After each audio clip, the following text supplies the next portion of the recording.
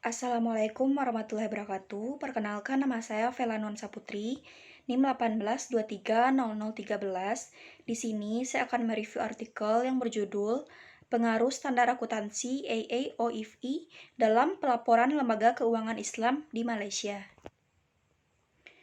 Yang pertama, pembahasan teori. Keuangan Islam telah diidentifikasi sebagai mesin penting untuk berkontribusi dalam memposisikan Malaysia sebagai pusatnya investasi asing langsung. Dengan itu, ada pertumbuhan yang luar biasa dari Lembaga Keuangan Islam atau IFI di beberapa tahun terakhir. Tidak hanya di Malaysia, tetapi juga secara global, di mana bank-bank barat juga mulai menjelajah ke pasar. Pendirian IFI pada awalnya merupakan tindakan respon terhadap larangan syariah untuk membayar dan menerima laba atau bunga. Oleh karena itu, transaksi di IFI dimaksudkan untuk mempertanggungjawabkan kepada Tuhan yang berubah menjadi tindakan ibadah untuk mencari pahala di dunia dan di akhirat.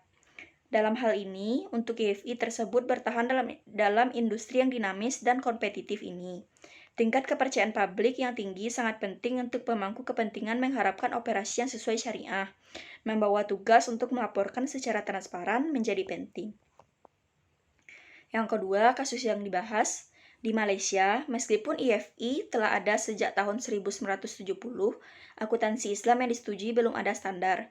Meski sudah ada upaya dari Dewan Standar Akuntansi Malaysia, MAISB, untuk berkembang standar khusus untuk IFI.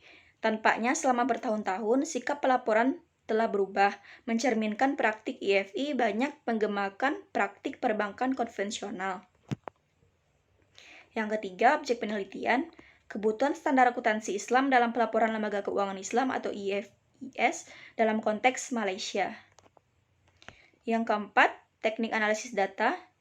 Dengan melakukan 7 wawancara semi terstruktur yang dilaksanakan selama periode 3 bulan dari Oktober 2012 hingga Desember 2012, semi wawancara terstruktur diadakan dalam konteks yang cukup terbuka hingga pertanyaan yang diajukan belum tentu disiapkan sebelumnya. 5 wawancara dilakukan tatap muka, masing-masing berlangsung 1 hingga 2 jam. Sementara 2 narasumber menjawab secara tertulis melalui email. Semua wawancara dilakukan dalam bahasa Inggris dengan sedikit campuran bahasa Melayu. Mereka direkam dan kemudian semuanya ditranskrip. Mereka kemudian diberi kode secara manual oleh peneliti. Narasumber diberi kode P1, P2, P3, P4, P5, P6, dan P7 untuk mewakili pendapat dari orang yang diwawancarai. Para narasumber ini ditanyai tentang peran AAOIFI dalam penyusunan laporan keuangan. Yang kelima, hasil dan pembahasan terkait penerapan AAOIFI selain IFRS dalam penyusunan laporan keuangan. Sebagian besar narasumber setuju bahwa standar akuntansi AAOIFI dimaksudkan untuk melengkapi dan tidak bersaing dengan IFRS. Mereka tidak dimaksudkan sebagai seperangkat standar akuntansi yang terpisah. Karena standar akuntansi AAOIFI banyak berdasarkan standar yang dikeluarkan oleh Barat. Badan Akuntansi Internasional khususnya IASB, International Accounting Standard Dewan. IFRS diutamakan dalam melaporkan produk IFI dan mereka mengacu pada standar akuntansi AAOIFI hanya untuk referensi dan penyusunan laporan keuangan di Malaysia, seperti yang dikemukakan oleh P6.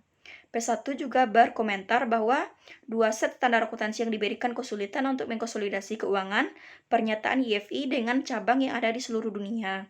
Dia mencatat bahwa agar IFI berkembang dan terus berkembang, mereka tidak dapat menggunakan standar akuntansi AAOIFI yang mengakibatkan ketidakbandingan laporan keuangan dan masalah kualifikasi. Baiklah, hanya itu review artikel dari saya. Assalamualaikum warahmatullahi wabarakatuh.